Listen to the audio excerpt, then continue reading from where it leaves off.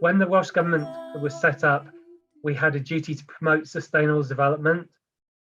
So we decided that sending 93% of our waste to landfill wasn't terribly sustainable. So we built our first waste strategy around sustainable development. So to maximize the best environmental, economic and social outcomes.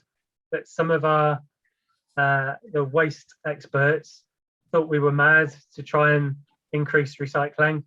They said, oh, it can't be done, too difficult, too expensive, not worth doing. And we had to get the evidence together to say, well, actually, it will result in good carbon savings. We had to get good case studies. So we went abroad to look at other countries, and particularly in Europe, to see how well they did it. So we did a lot of learning, by talking to other people. So we've set a goal for zero waste by 2050 that is essentially 100% recycling.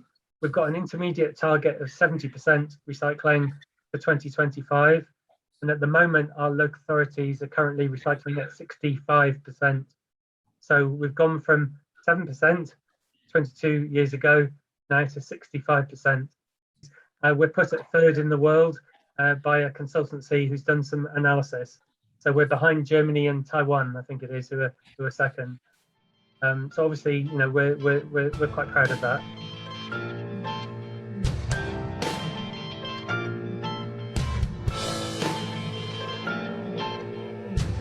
But we also saw it as an opportunity, an economic opportunity, to be honest, because recycling creates far more jobs than landfilling or incineration. And we wanted to instill more of a sort of pride and sense of community action in terms of doing more on recycling, and also things like reuse and prevention. That we did a lot of modelling around carbon emissions using life cycle assessment analysis. And we showed that recycling would deliver far better carbon reduction savings than certainly landfill and to some extent incineration.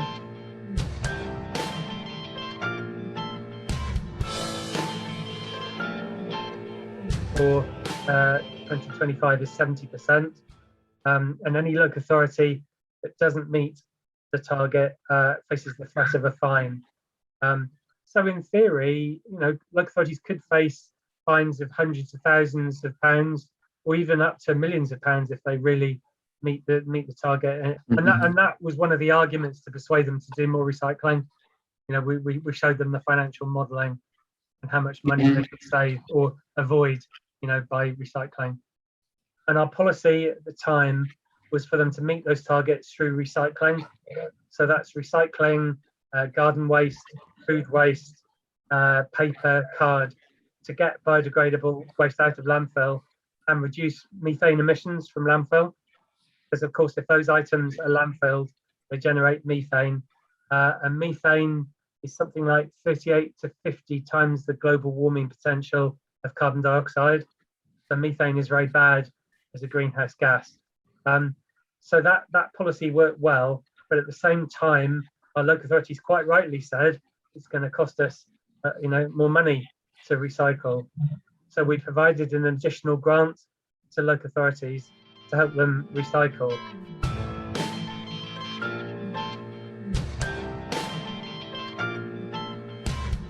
We work very closely with the local authorities.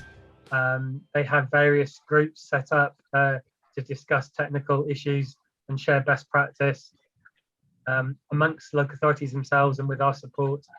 So that was a real sort of national local collaboration. For local authorities to get the public to get on board, they need to communicate the change, but they also have other ways of nudging people. So all of our local authorities used to collect what we call black bag, general rubbish every week, but all of them have now moved to only collecting it every 2 weeks at best. Some only collect it once every 3 weeks, or once every 4 weeks. And And that, of course, inspires people to put their recyclate and food waste out that is collected every week. A number of our authorities have provided smaller wheel bins, so you've got a limited space, or they restrict the number of black bags that people are allowed to put out. So where I live, you can only put 3 black bags out every 2 weeks. So basically, they've restricted the ability for people just to throw anything away into the residual waste stream. So it nudges or really forces people to separate things out for recycling. Some of our authorities have gone down the enforcement route, that if people are not putting out recyclate, they get a warning notice.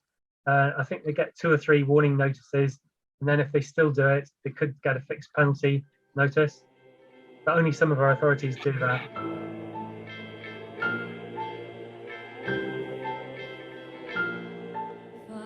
The research that RAP did on for us and the other 3 nations looks at whether food waste should be collected with garden waste or separately. And the conclusion in the end was that it'd be better for food waste to be collected separately and then sent to anaerobic digestion. Doesn't make a lot of sense because you don't get much methane from garden waste, certainly not from woody waste. So we've managed to persuade all of our local authorities now to collect food waste separately. And as I said, 99% of our households across Wales have a separate weekly food waste collection service that is probably the best collection service in the world, we suspect. I don't think many other countries have such a universal collection system. In Wales, compared to some other countries, is that we've promoted separate collection. So people have to sort their recyclables into different boxes or bags, whereas some other countries have gone for commingling, where you put all the recyclate into one bag or wheel bin. But we want people to separate out because it yields a higher quality recyclate.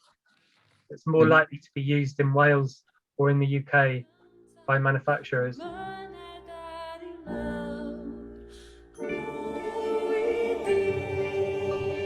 On trains and buses, persuading people to recycle, and people got leaflets, through the door. All sorts of campaigns were used. Last year, we ran the Be Mighty behaviour change campaign, and this was changing the emphasis from you've got to do this because you end up with nasty landfill if you don't do it, is what we did in the 2000s.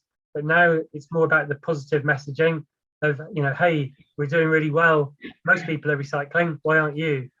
To identify which sectors of the community weren't recycling as much as they should do, and then targeting the messages at them.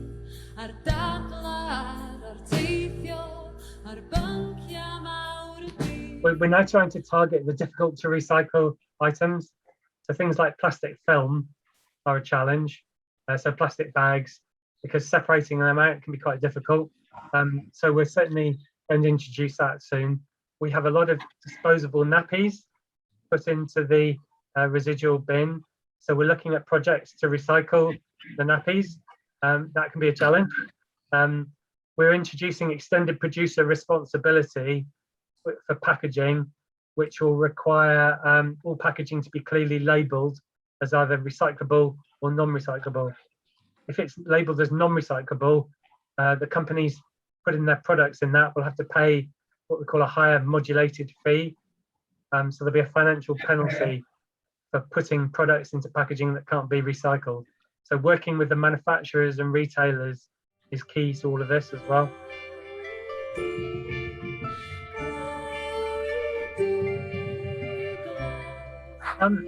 I think try not to do everything all at once, because you'll get overwhelmed. To do things in a step-by-step process to bring everybody with you.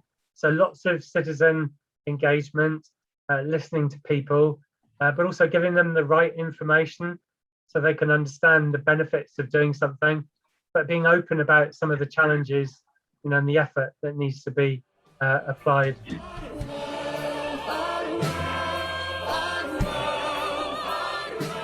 I wish you all great success. It has been a fantastic journey that we've been on. So I hope you share the same journey, and I look forward to you exceeding our recycling rates in the future. So I lay out a challenge there. It's a fantastic thing to do, for good, sound, economic, environmental and social reasons. And you get a great sense of community by doing the right thing. So good luck, everyone.